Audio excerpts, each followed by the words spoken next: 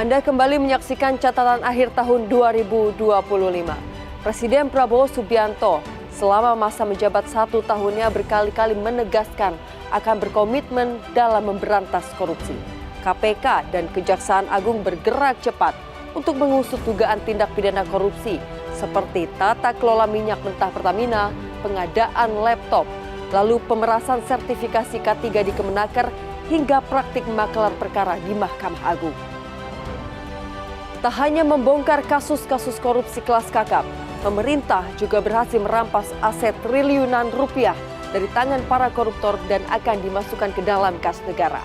Pemiskinan koruptor diyakini mampu memberikan efek jera, tapi penguatan regulasi dan reformasi lembaga hukum juga tak kalah penting. Sepanjang tahun 2025, perang melawan korupsi kembali menjadi sorotan utama. Presiden Prabowo Subianto menegaskan tidak ada kompromi bagi perampok uang negara. Komitmen itu diterjemahkan aparat penegak hukum lewat pengungkapan puluhan kasus besar menyentuh sektor energi, pendidikan, ketenaga kerjaan, hingga lembaga peradilan. 4 perkara berikut menjadi penanda kerasnya wajah korupsi Indonesia sepanjang 2025. Tahun 2025, Indonesia diguncang skandal korupsi terbesar dalam sejarah sektor energi. Kejaksaan Agung membongkar praktik korupsi tata kelola minyak mentah dan produk kilang PT Pertamina periode 2018 hingga 2023. Modusnya brutal dan sistematis, mulai dari pengaturan impor minyak mentah, penggunaan perantara, hingga manipulasi kualitas bahan bakar Pertalit RON 90 dipasarkan sebagai Pertamax RON 92.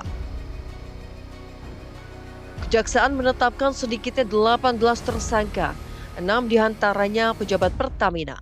Nama pengusaha minyak Muhammad Riza Khalid resmi jadi tersangka pada Juli 2025. Namun, hingga kini buron dan masuk daftar pencarian orang. Riza Khalid diduga berada di luar negeri. Anaknya Muhammad Keri Adrianto Riza lebih dulu duduk di kursi terdakwa.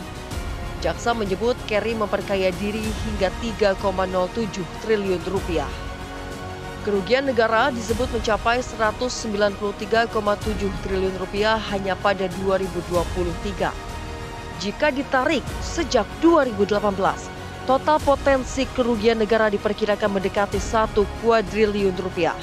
Sejumlah aset disita, mulai dari mobil mewah, uang tunai berbagai mata uang, hingga dokumen korporasi.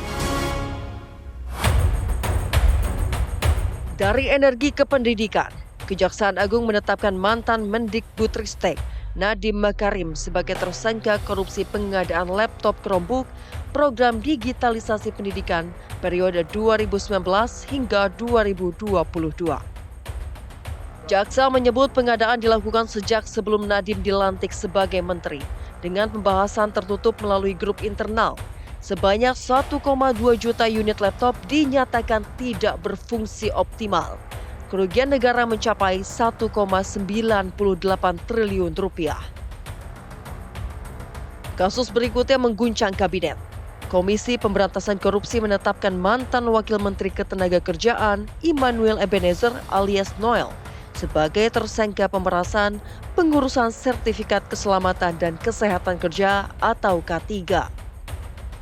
KPK menyebut praktik ini berlangsung sejak 2019 hingga 2024. Total aliran dana hasil pemerasan diperkirakan mencapai 81 miliar rupiah. Dari jumlah itu, Noel disebut menerima 3 miliar rupiah serta hadiah motor mewah Ducati. Sosok lain yang menonjol adalah Irvian Bobby Mahendro, dijuluki Sultan yang diduga menguasai aliran dana hingga 69 miliar rupiah. Kasus ini menjadi tamparan keras bagi pemerintah. Presiden Prabowo langsung memberhentikan Immanuel Ebenezer dari jabatannya. Keputusan ini merupakan penegasan tidak ada perlindungan bagi pejabat yang menyalahgunakan kekuasaan. Skandal peradilan menjadi penutup kelam tahun 2025. Mantan pejabat Mahkamah Agung Zarrof Richard terbukti berperan sebagai magelar perkara dalam kasus kasasi Ronald Tanur. Saat penggeledahan, penyidik menemukan uang tunai dan berbagai mata uang asing senilai hampir 1 triliun rupiah, serta emas batangan seberat 51 kg. Zarov diduga menjalankan praktik percaloan perkara selama 1 dekade yang mencederai marwah lembaga peradilan. Kasus ini menjadi simbol betapa korupsi dapat merusak sendi keadilan dari dalam. Presiden Prabowo berkali-kali menegaskan bahwa pemberantas korupsi adalah program prioritas dan pihaknya tak akan ragu untuk mengambil tindakan tegas terhadap para koruptor di semua tingkat pemerintahan. Penegakan hukum tanpa kompromi pun berlaku pula kepada para pembantunya di Kabinet Merah Putih. Presiden tak segan mencopot siapapun yang terseret kasus korupsi. Kalau tangannya diborgol pakai baju oranye, apa tidak ingat anak dan istrinya? Saudara-saudara sudah dengar saya pidato berapa kali? Iya kan? Dari sebelum saya dilantik, sesudah dilantik, pada saat dilantik terus saya ingatkan. Semua lembaga bersihkan dirimu sebelum kau akan dibersihkan. Dan kau akan dibersihkan pasti. Perang melawan korupsi kini menjadi ujian serius pemerintahan Prabowo Gibran. Ketegasan tanpa pandang bulu menjadi taruhan untuk membangun kepercayaan publik dan memastikan negara hadir untuk kepentingan rakyat. 4 perkara besar yang disidik oleh KPK dan Kejaksaan Agung mengindikasikan satu hal, korupsi adalah kejahatan luar biasa. Ia terstruktur lintas sektor dan merampas masa depan bangsa. Pemerintah mengklaim bukan hanya menangkap, tapi akan memiskinkan koruptor lewat perampasan aset. Publik kini menanti bagaimana kelanjutan dari reformasi hukum, pengesahan undang-undang perampasan aset, dan juga konsistensi tanpa pandang bulu.